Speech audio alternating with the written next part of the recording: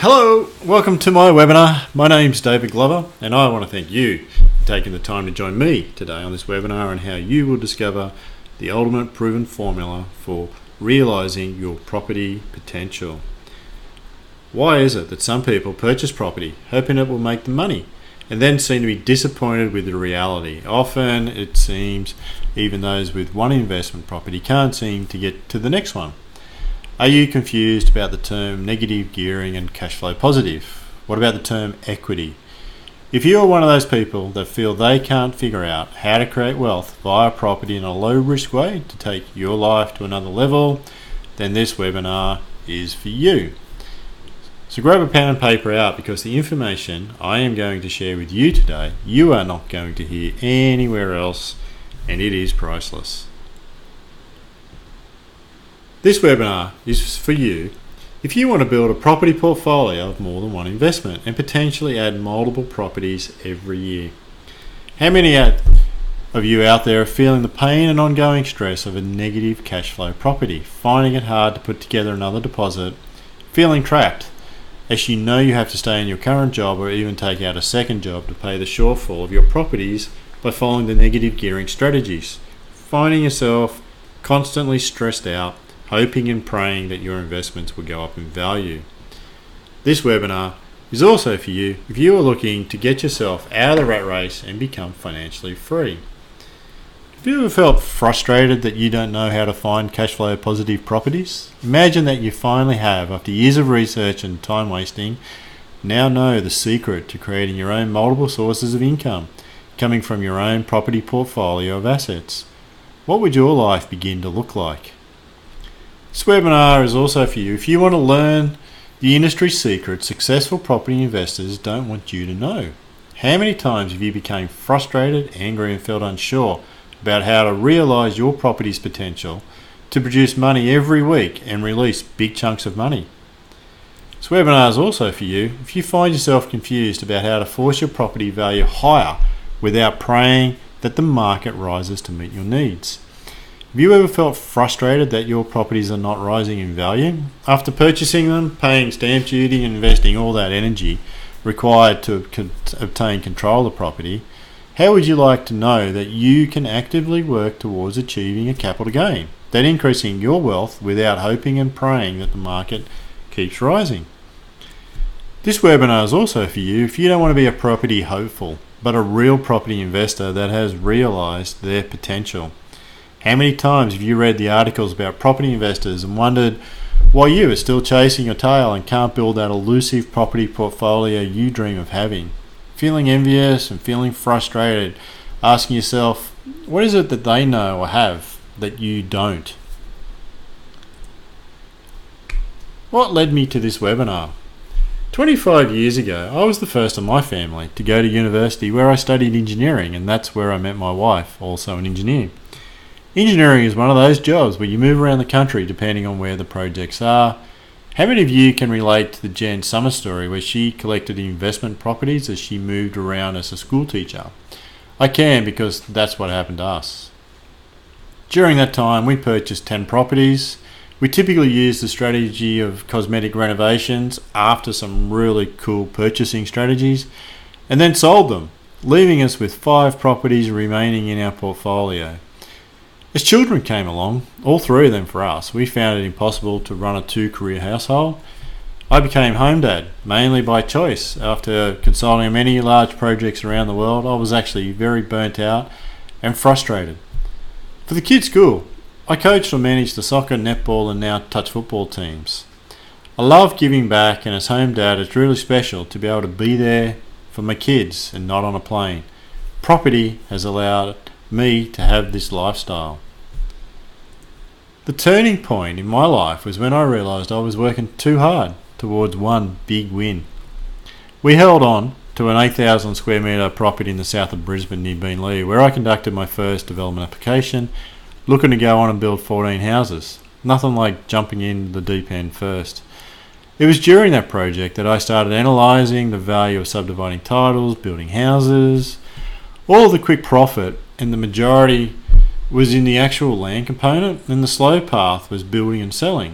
Building houses was expensive, took a long time, plus had all the risks. It really got me thinking, and I moved back onto smaller cash cows where I could utilise my experience to increase the cash flow and also increase capital. After another capital increase project, I moved towards cash flow positive projects where I could also force the valuation of the properties higher. Now that I have a positive cash flow flowing from the portfolio, I realised the ultimate way was to purchase cash flow positive projects, and that I could also release its capital potential and utilise both of these factors. Here I am today, passionate about sharing my knowledge and experience and how I can help you get out of the rat race faster by using the system you will learn today on how to realise your property potential.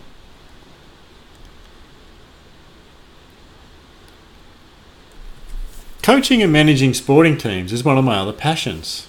I achieved my qualifications to coach dressage back in 2010, and for a number of years I competed and taught. Here's my daughter with a netball trophy for best and fairest in a local competition game. And this is my son, the cheeky one in the touch footy team. And this is a photo of my wife on a top horse at the Queensland State Championships. Coaching and teaching is a skill, and it's something I have done for years now and something I really enjoy doing.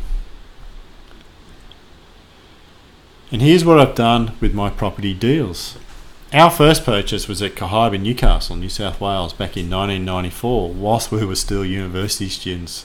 Working part-time, we purchased a deceased estate for $119,000, and we spent lots of times and hardly any money on painting walls, retiling the bathroom and fixing up the garden. We then rented this property whilst we were overseas and sold it for a profit of $50,000, a great start to our property journey. This is the second property we purchased, Shannara, a 65-acre property that was in mortgage foreclosure, right in the vineyards of the Hunter Valley. My wife and I lived in a little 2-bedroom cottage on the property and then built a massive homestead on the front of the property. That renovation of the cottage and the design, finance and build of the homestead taught us even more lessons about what to do and what not to do in property. In 2005, we moved on to our third project at Rockbank, Victoria. This was actually an illegal dog fighting setup. We found that the septic was broken, the house itself never lived in, wrong gas fittings, and loads of corrugated iron needed to go to the tip. I was able to negotiate the purchase of the house and 5 acres for $500,000, and then 3 years later we sold the property and made a huge profit via that renovation. So that was 3 unusual purchases and 3 great experiences.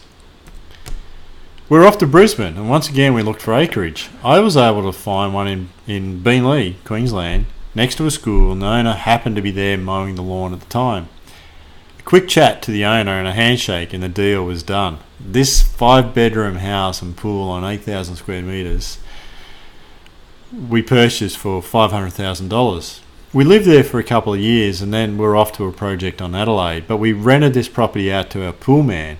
And this was the turning point in my life, where I then started working on the development application and saw the power of subdivision and making a lot of money with low risk and great cash flow. This one taught me how to find and how to work with town planners and the banks. We successfully achieved the development application and unsold the property with the development application in place instead of the alternate project, which was to go through and build the 14 houses. We moved closer to Brisbane. Tired of the commuting, we thought we would try city life, 10 kilometres from the CBD, by purchasing the Mount Gravatt property for $570,000. All it needed was a cosmetic renovation, which consisted me of working in the garden for 1 week, and we sold it for $690,000 a year later. Once again, it was all about planning to make a profit and good negotiation up front. After 5 projects, we finally were able to get our dream property. We purchased a 35-acre cattle property at South Maclean in Brisbane. Our dressage dream, and once again good negotiation prevailed, and for $705,000 we purchased. We use this as our working property that pays for itself, and our family can live on it and benefit it financially and live the life we have always wanted. I'm now a full-time home dad. Bringing up the kids on a farm is great, and it gives my wife her dream of having her dressage team on our family adjustment property. After building up to our dream property, I realised I needed to have some investments.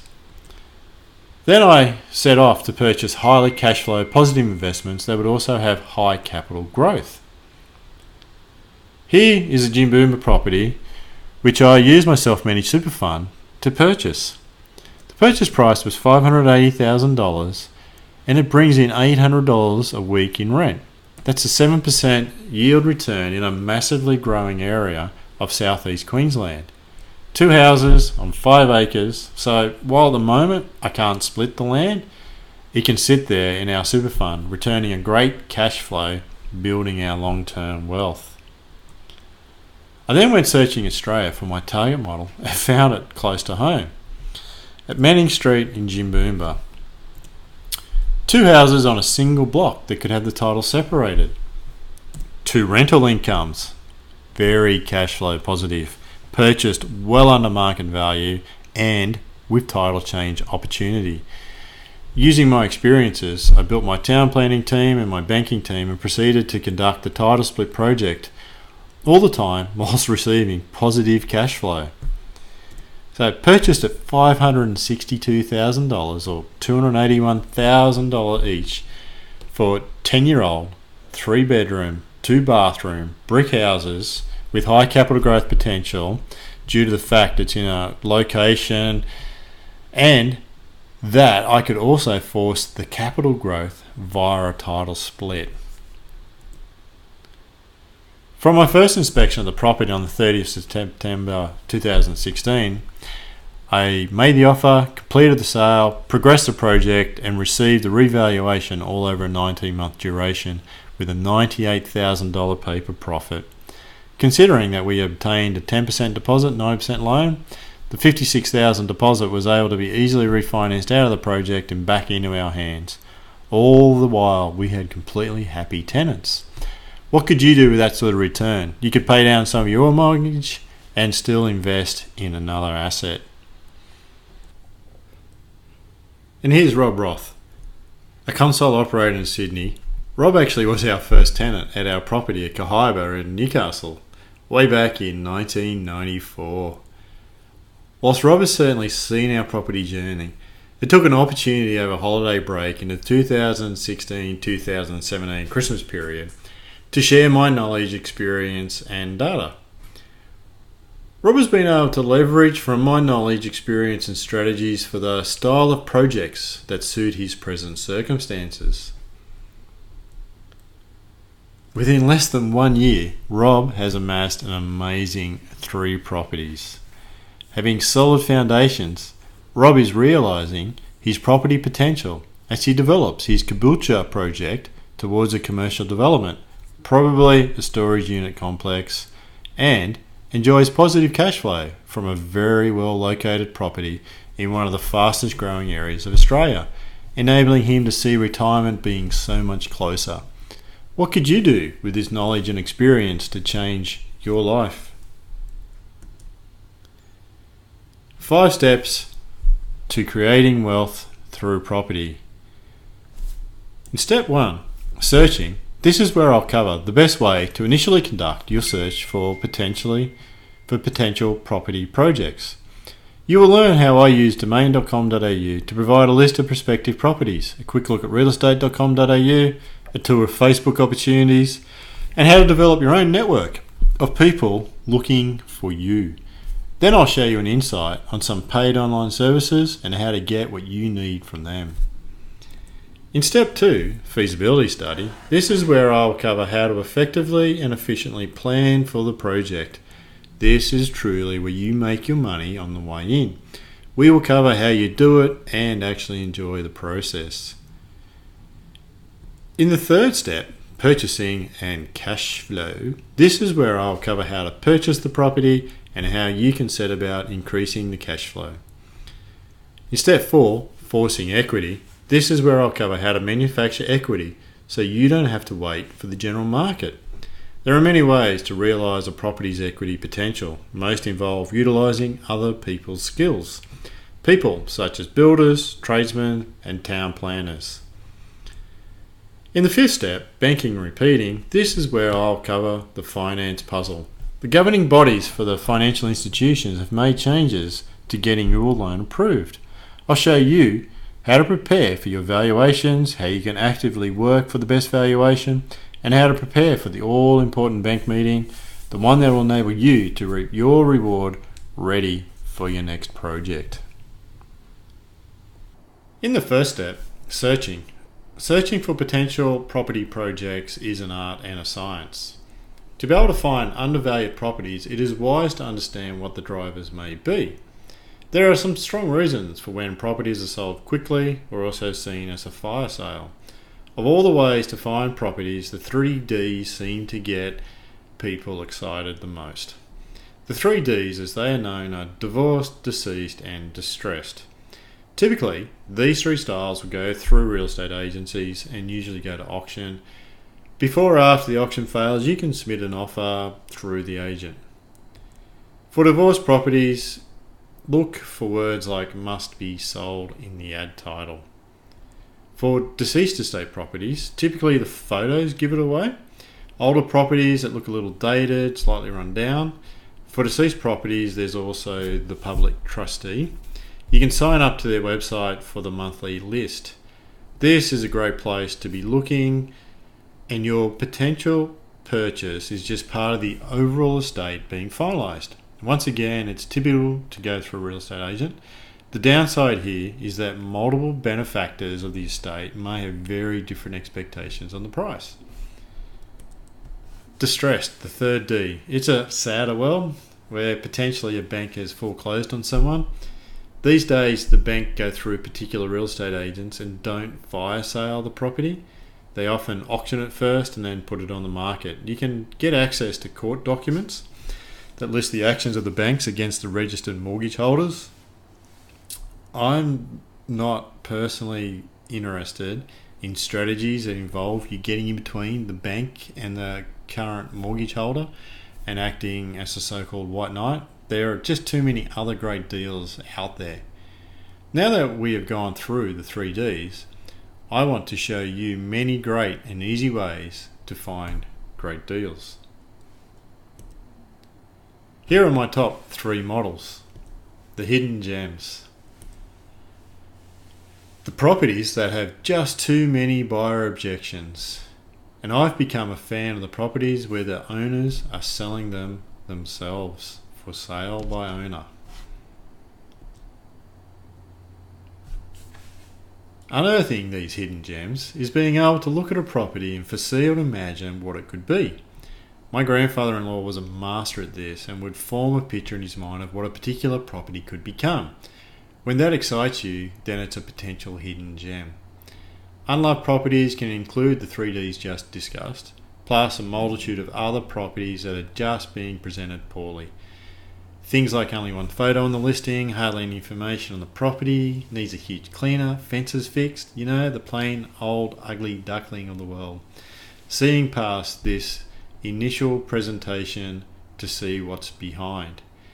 The other hidden gem is looking for underutilization of the property. There may be a way that you could rent the shed separately, the way that you could maybe split off some land, maybe you could separate some properties into different areas for sale. This hidden value that you're looking for. It's the properties that have buyer objections that I love to find. How many times have you seen some interesting paint colours, weird ceiling additions, curtains that are just from another era? It's these buyer objections that are the easiest to remove and add value both to the property but also to the potential rental income. Find them and fix them. Then there are the sales strategies that are just poor. The good thing for us is that some people are very tight. They see the sales commissions are a rip-off and get drawn towards the very low-cost agencies and the for sale by owner strategy. This is great for us.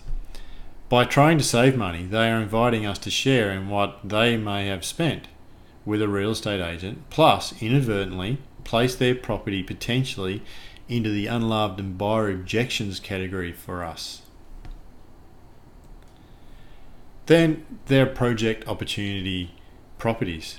Town planning by councils produce area of different zones. It can be a great addition to your education to get to know town plans. Buying in an area where the density of housing can be increased provides opportunity for additional dwellings, such as units, strata titling. In Queensland, we have this title called an annex title. We're seeing lots of granny flats occurring, Sydney, Melbourne. Areas that are zoned light industrial but presently have housing on them are also great opportunities. Having some knowledge of town plans and the development application process is another way to leverage your knowledge. And then there's the more advanced strategy, which is to buy wholesale and convert to retail. When you're able to afford it, buying multiple houses on one title or multiple houses together is a great way to efficiently purchase assets. The second way is the splitter block, where you keep the house and you split off the back. A common question I get asked is, how do I find these properties?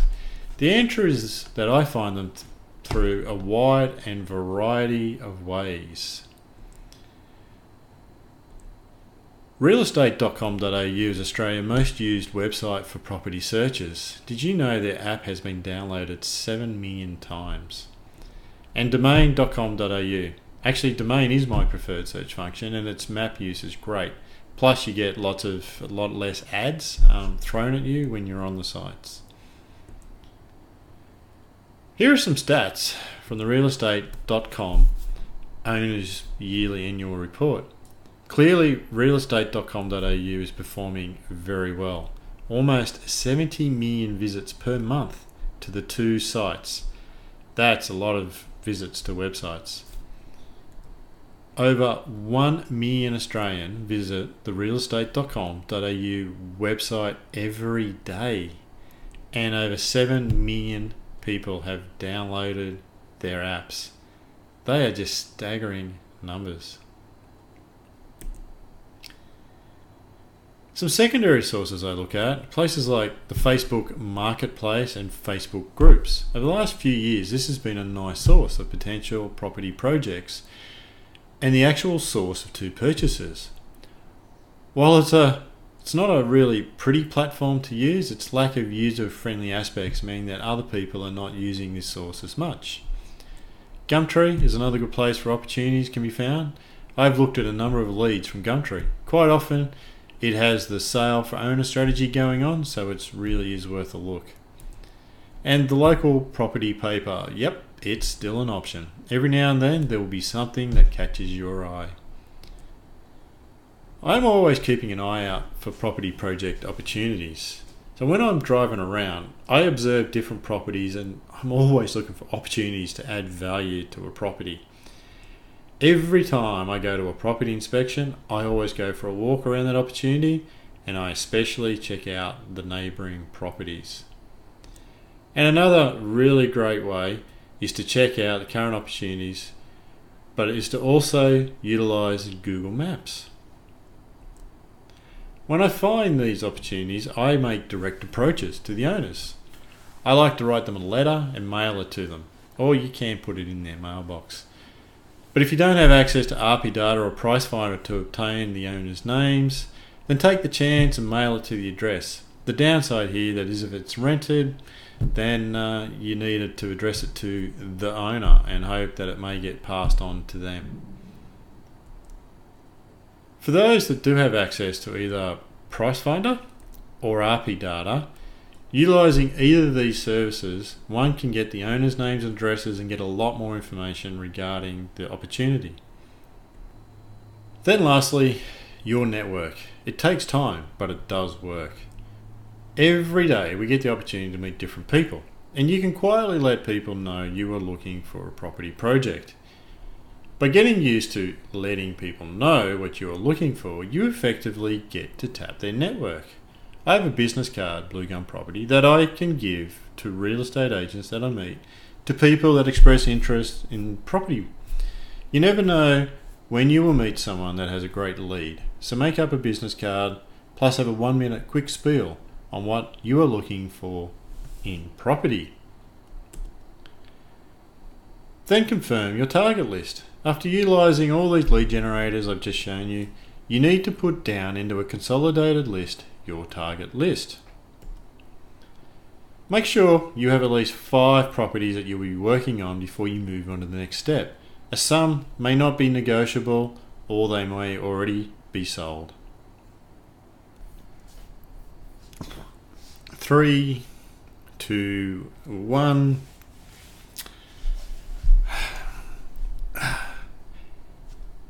The next step is step 2, the feasibility study. In this work phase, you will look at the likelihood of the project and whether or not you will want to keep pursuing the opportunity. A quick tip is to compare the weekly rental to the purchase price. To pass the test, the first step is to use the old adage of if it rents for $400 per week for a $400,000 house. It's a bit optimistic, but let's just start there. I use a metric of gross yield initially. Having a gross yield of near 5% is great. However, most Sydney or Melbourne properties are more like 2.5% at the moment. I prefer the gross yield to be a similar number to the bank's interest rate. You calculate the gross yield by taking the weekly rent and convert that to a yearly rent. Then divide that by the purchase price, then times that number by 100 to get a percentage. If the gross yield is between 3% and 5%, I then need to double check that the upside of the property and the capital valuation improvement plus the potential rent improvement is going to make the opportunity one to keep progressing. The first step is determine the price you need to purchase the property at to make it worthwhile. Remember, that's not the same as the list price. Quite often, it's a lot lower than the list price. Remember, the seller's job is to get the highest price. It's your job to purchase an investment property. To determine this offer price, gather comparative prices in the same area by using free tools. You can use realestate.com.au or you can use domain.com.au. Off we go and get the sold and rental data. I'll demonstrate the sold here and you can mimic this for the rental data later. So here we go, back to the domain website. Click on the sold button there, then enter the suburb detail and you can narrow it down to the number of bedrooms and bathrooms for your opportunity. Then review the listings for comparables. Remember the paid services are Price Finder and RP Data. The one the real estate agent has probably used. Here's a front screen of Price Finder. It's a very powerful tool that lets you obtain owners' names, comparisons, council data, and quite a lot of other functions. When the owner decides to sell a property, they typically approach one of multiple real estate agents. Real estate agents have a standard company package that they prepare for vendors. Vendors are the owner of the property. The agent will typically use RP data, and this will include recent sales and lots of other information RP data can provide. In the sales pitch of the real estate agent to the vendor, the agent will nominate the highest price that they think the property could possibly sell for. And then if they don't get the emotional buyer in the first few weeks, then they will start to reduce the owner's expectations. You have to remember that agents are trying to get you to pay full retail price. In a rising market, this tactic is an easy one for the agent. What we are seeking is an investor's market, so that you have to learn how to negotiate like an investor. But when it's time to call the real estate agents in the area about the properties that you have on your list, ask the following questions, making sure you gently probe the agent when gathering data for your project. Ask how quickly do typical houses sell in the area. Ask how many days does it take to sell units. Ask what units sell the best. Ask how many have sold recently, that is 2 or 3 bedrooms. These days in inner city areas there isn't a lot of differences on unit and house prices in the 2 or 3 bed, 1 bath market. Ask how many properties are in the market, more or less than usual. Ask them to show you 2 to 3 properties they are selling in the area. Then ask the real estate agent about the property for sale that you're gathering data for. Ask them how long have you been the agent of this property. Ask how long the property has been for sale. And then ask, do you have other properties for sale nearby? To obtain the typical rental numbers, we return to Domain and click on the rental section and follow the same process as we did before the sold. Only this time, search for rental data, then ask the selling agent about typical rents in the area, and for them to provide a written rental appraisal from their office. You'll need this document for the finance strategy anyway. And now it's time to get to know the tenancy managers. They obviously know what the rental market is like in their local area, as their job is to manage the rentals on behalf of owners. This gives you the chance to get to know them as well for when you want to appoint a tenancy manager for your property project. Using Google, search for property managers. Property managers can provide quite a lot of intelligence on an area. Call 2 to 3 property managers seeking information on an area. Tell them you're looking at buying in the area. See what information the property manager can tell you. Get them to include rental prices, strength of the market, and then confirm your target list. So that rounds out your research on sales data and rental data. Plus, you now have a feel for a few rental tenancy managers in the area that you're looking. Now it's time to crunch the numbers. To do this, I use a spreadsheet to organise my numbers. This lets you focus on cash flow analysis. Cash flow is very important, and I personally would not be prepared to invest unless it's cash flow positive. You now know that you can make money by the title split process, and you know there are enough cash flow positive properties that can fund your lifestyle, enabling you to pay down your loan and provide a buffer in case you need it. In the cash flow analysis step, enter the information you have gathered into the spreadsheet. It's important that you add in costs such as rates, water, a maintenance percentage, tenancy manager fees, and by preparing a financial model, you then get to play around with what if scenarios such as, what if interest rates go up 2% from now? What would it look like if I increase the rent by $10 per week? Make sure you make some comments in your spreadsheet. It's always a good idea, as you may forget important details you have come across about the property. Using the cash flow analysis and the knowledge gleaned from the property searches and the various real estate discussions we've had, we then move on to strategic planning. For those of you who have been an apprentice or have read Stephen Covey, you would have heard the phrase, measure twice, cut once. I believe the difference in a good project and a great project is in this strategic planning. You can now develop your strategy by getting a feel for maximum price, rental rate requirements, and interest rate effect for that particular property. Your spreadsheet can determine the maximum purchase price you can offer the owner. Quite often this is much less than the listed price. Make sure you speak to the property managers about the ability to have the rent at a particular level, and from the spreadsheet you know what rent is neutral and what rent is positive cash flow. Using the model, you can adjust the interest rates and determine how sensitive the property is to interest rate movements. You can always lock in all a part of the mortgage. However, for a project involve, say, a title split, or if you want to do a subdivision, probably keep your loan on variable only. Now we're ready to obtain the finance pre-approval. You often hear that great projects fund themselves. Great preparation of the right paperwork is what funds property projects. The finance institutions are bound by laws to show affordability and serviceability. Your job is to provide the paperwork that they require to provide you the finance required. Now that you have a hot prospect, one that you're ready to engage with, you can start engaging with your finance team. Approach your bank or mortgage broker, email them with the address, the proposed price, and the proposed rent. Also, provide you or your partner's latest pay slips.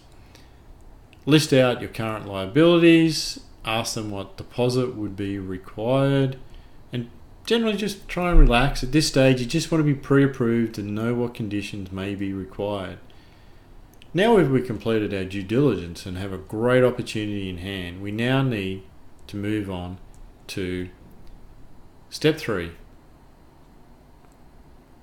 Purchasing and increasing the cash flow. You will initially be dealing with a real estate agent most of the time. By far, most owners prefer to sell via a real estate agent. Have a list of questions to ask the real estate agent. Whilst they are in selling mode, it is the best time to gather lots of information through them. Typically ask them why the vendor is selling and gently ask who set the selling price, the agent or the vendor. I love this question. It's a little push to see if they're an aggressive style of real estate agent who really goes for top dollar, or if the vendor has set it. A vendor set bid can be hard to negotiate down. A top dollar agent, you just need to wait a few weeks. In some states, if you ask the agent, is there anything that the vendor has made you aware of that you should tell me? Then the agent by law must disclose any relevant information regarding the property, including things like drug use issues or other police matters. When you make an offer to a real estate agent, make sure you have it in writing. State the address, the price, the deposit, and the settlement duration. Add your conditions. And add a time frame for the offer. For example, make the offer closing on Thursday at 4 p.m. If you are putting multiple bids into the market, this is required so that you can manage the process better. Did you know that you can approach property owners directly? Yes, that's right. You do not need to include a real estate agent in the process. As well, now you will see a hybrid model where the vendors list using an online service so they can advertise on domain and realestate.com.au, but the owner themselves are the ones you're dealing with. I prefer this strategy and I prefer to seek win-win. Remember, try to listen to what the owner says when you're asking them why they are selling. Dealing with the owner is by far the best scenario. It's a little trickier than with an agent. Take it slower with an owner. A lot of buyers don't like dealing with an owner selling, so it's an advantage to us. Make sure you initially contact via letter or email, responding to their own advertising, as sometimes on Facebook people post they may sell, or even on Gumtree. Not so much the papers anymore. Remember, it's the same offer process in writing, but be a little less formal. Every contract is made up of 2 main offers, the price offer and the conditions offer. Conditions can be worth more to you than the price. A longer settlement lets you plan more and lets the market do some work. I have pushed out settlements up to 6 months, and I've had access to the exterior of the property during that time to conduct work. Vendors don't like selling at a loss, so if your price is low, then be gentle and try to offer some conditions that help the vendor out. Aggressive negotiations on the price will only mean you miss out. Always include the finance clause, building and pest clause. You can delay settlement in some states, in others you can't. Speak to your solicitor about the contract and read it. I actually prepare the contracts myself with my solicitor. Always use a solicitor and always make it a condition that they use a solicitor too. Try to put down a deposit like $1,000. Most real estate agents want 5% plus, but they are trying to ensure their commission. Always use a solicitor or a conveyancer. Their job is to ensure the contract is legal and is as close to standard and up-to-date contract as possible. Remember, these are fairly standard contracts. Try to meet your solicitor face-to-face to discuss your needs and strategy regarding the conditions. Always include finance clause, building and pest clause. They are your get-out conditions. Your solicitor will conduct the required title searches and will interface with the bank and the vendor's solicitor for the settlement. Typically, the standard finance clause is 2 weeks. However, this step often requires you to ask your solicitor to extend this time period. you need to obtain the confirmation from the finance provider that finance will be made available, and you need to see this in writing. The bank will prepare the mortgage documents, and you will need to go into the bank or the financial institution to sign these. The building and pest inspection is also completed during that initial conditional phase as well. Definitely attend on site and learn as much as you can from the inspector. As soon as you've gone unconditional, then organise for your insurance coverage. I believe this is one of the greatest aspects of property. For a small cost, you can insure the asset for many things. It's such an easy process as well. Think of all the things you might worry about when you own property. Most of them can be insured for. Life insurance coverage for each of the mortgage holders too. Keep abreast of building costs and add a little more to cover expenses like demolition. Add some allowances for contents. This covers things like curtains and fittings. Also, consider taking on landlord insurance. With these insurances in place, your risk is very, very reduced. After your property deal goes unconditional, utilise any conditions you agree to get early access for any trade work you want completed. At settlement time, the solicitor will confirm to you that you now own and are responsible for the property. Congratulations, you now own your investment project. As soon as you have gone unconditional, call your tenancy manager and arrange for their services. You can keep your rentals with the same tenancy manager or obtain a discount for bulk. They will take care of your place for you and make sure you comply with the law. They will also arrange for the tenant, manage the bond, manage the rent, manage repairs, ensure you comply with laws like smoke detectors, and they will send you a fortnightly or monthly statement at tax time. Now that you own the property and the tenancy manager is settled in, it's time to get on to the money-making step. Assessing the rent is critical. As part of the due diligence in step 2, you learn a lot about the rental market for that property. Now it is time to take that action on that knowledge. A lot of the time, there is opportunity to increase the rent. With 9 times out of 10, the rent is below the median you could achieve. Time to bring it into alignment with the present market. With an existing tenant in place, you can gradually increase the rent as each period of their tenancy agreement becomes due. Look, this is one of the best problems to have. It's preferable to keep an existing good tenant in place, so increase to market prices and don't get greedy. When a tenant does vacate though, that's also a great opportunity to look at the following. Plan and execute a renovation that will add value. Generally, kitchens and bathrooms are the rooms where the best value from renovations can be obtained. This is a specialist area and does require experience and skills that not all of us have.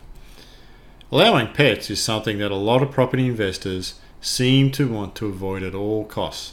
However, it's one of the desirable features that tenants want, and they are willing to pay for it.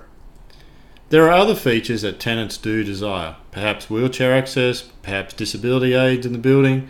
In Queensland, it's definitely fans and air conditioning. In Hobart, it's probably heaters. You just have to think from a tenant's point of view. Separating areas to rent requires particular layout advantage that not all properties have. However, did you know that you can rent out sheds separately, even car parks? Each time the tenancy agreement becomes due, you should always make an adjustment to the weekly rental. In step 4, it's all about forcing the equity to increase, also known as manufacturing equity. Remember your strategic plan. It's the foundation for going forward now and getting the most out of your property's potential into real dollars.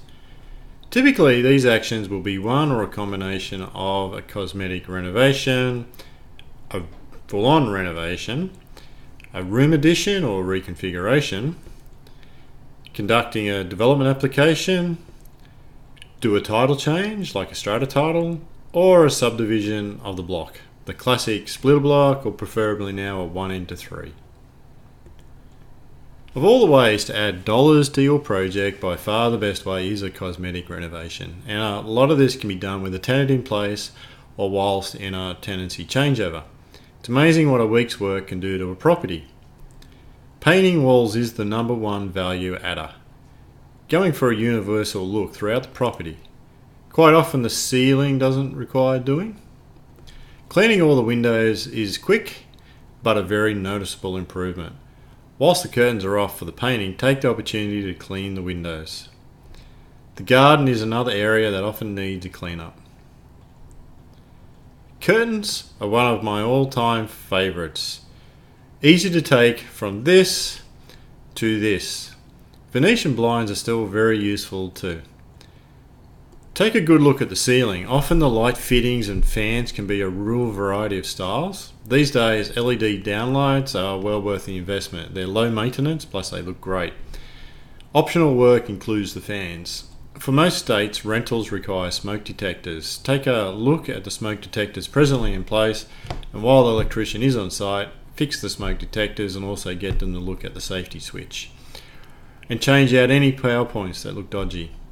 Rob also added security lighting on the outside of his last reno, and I've added that to my list of to-dos now going forward. Tenants appreciate, just like you would, these smart, cost-effective additions. And the mailbox, often the first thing take note of subconsciously. Easy change. Not everything has to be done by you. In fact, these days I don't do a lot of the actual hands-on, but I organise the work by people who have the tools and the experience to do a great job. Utilising services such as Airtasker is excellent. You can post an ad and people will respond to your task. You get to look at their profile, see their feedback provided by other users of their service, and engage them. Why I like it is that they come insured, and you also get an invoice from Airtasker. Plus, they are usually a great price and perform really well. Getting tradesmen can be a bit trickier. Not only to quote, but to arrive when you need them. I utilise my property managers for most of this stuff. They have a list of tradesmen on their books, plus they have the relationship with them. If you want to find your own, utilise the local paper or the internet. Renovations, they're a big deal. Do not take them on lightly for an investment project. In some states, you need to use a registered builder based on the dollar value of the project. In Queensland, that's only a $5,000 threshold. You must check with your state's building authority regarding the rules. If you go outside of these rules, you may have a big problem when it comes to selling the property due to the warranty of the work. During the time the renovation is occurring, the property lowers in value, the opposite of what we want. And then, after the project is finished, then the project can be revalued. This timeline can be very rubbery and the results are subjective to the market. For properties that have been held long term, then this strategy is applicable, but there are lots of cautions here. You will need a builder and a trade team, and it really is a specialised area of property. Finding a property that has a floor plan that can be improved can make a great project. Once again, you will need a team of a builder and trades and a very good feasibility study. Because properties are fundamentally valued on their bedroom and bathroom numbers, a property can be increased by adding either or both. Another space to consider in a property is the reconfiguration or utilisation of the internal garage space. However, that is a trade-off as some buyers prefer internal lock-up garages. Then there's the development application. It's the process of applying to the relevant council to make a change or to build something on a registered plan title. This DA stays with the title of the property, and that adds considerable value to that.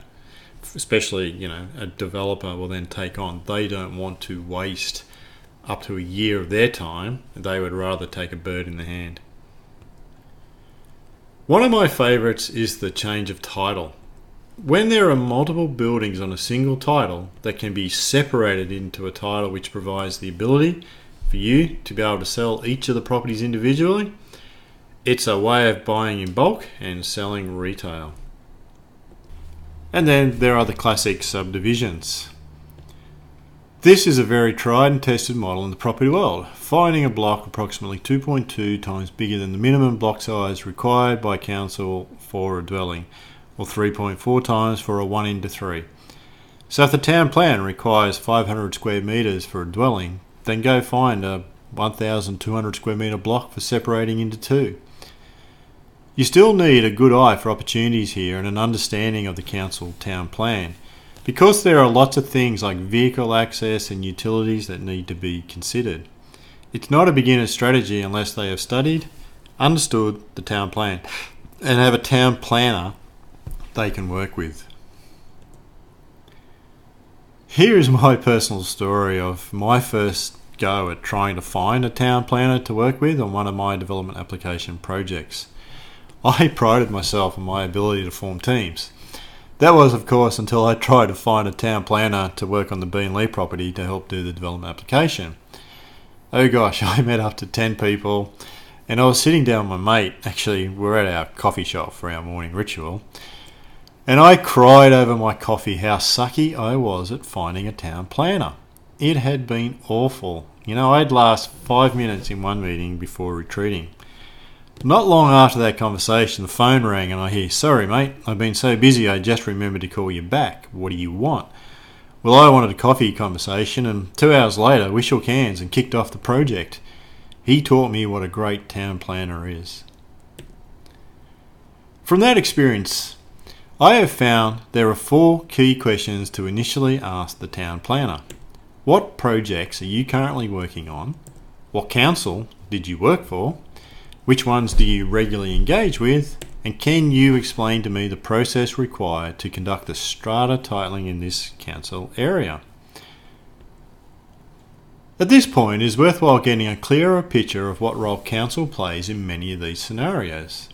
Every property falls into a local council. Some are better than others, but they all have a planning department. Work with your town planner and typically let the town planner be the lead to understand the council's town planning codes and understanding what information they require. Generally, each council has all their required information on the council websites. For you to know the rules is for you to leverage knowledge. Your town planner should be used to dealing with a property lawyer. Their role is to complete the paperwork that is required for the government's title office, and they even interface with your money lender to sort out any mortgage changes. Whilst it's a small role, it's a very important role. And the titles office is where the state government issues the registered plan number. They will receive the signed-off paperwork from council and the property lawyer, and they will issue new numbers for the property if that is relevant to your project. It is these numbers that make you your big money in subdivision or title splits. Once again, you need to know about them, but it's for others to engage with. And the 5th step, banking and repeating. Getting the best valuations involves getting your comparisons from step 2 and compiling them together in an email to your bank. By law, they have to pass this on to the valuer who prepares the legal documents. The valuer must take into account your comparisons. Remember, these valuers are being paid by the bank, and hence they'll only expend so much effort as the budget allows. This is why I provide lots of information from step 2 to them. These documents are very detailed. They're made up of property comparisons and a risk assessment of the area. Typically, they are very conservative because they represent what the bank could sell your property for in a distressed situation like a mortgage foreclosure. The more information you can provide them on the area and the comparisons, the more likely you are to get the highest possible formal valuation. In submitting to the bank, here you will learn how to present your documentation on your property so that you can achieve the highest redraw on your project. This is the money step, where the bank releases the equity achieved in the project so that you can enjoy some rewards and get to look at more investments. It pays to prepare a package for the bank, just like you did on the initial finance application, but with the up-to-date information. Include your latest pay slips, the increased rental returns, and the newly achieved valuation.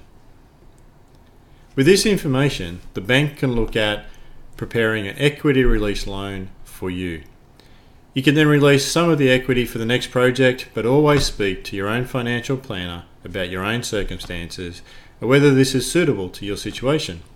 Once again, make sure you have consulted with your licensed financial planner or accountant for advice on what meets your personal circumstances.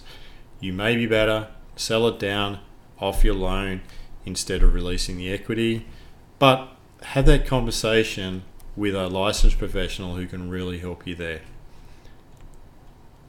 That's it. Time to celebrate and repeat.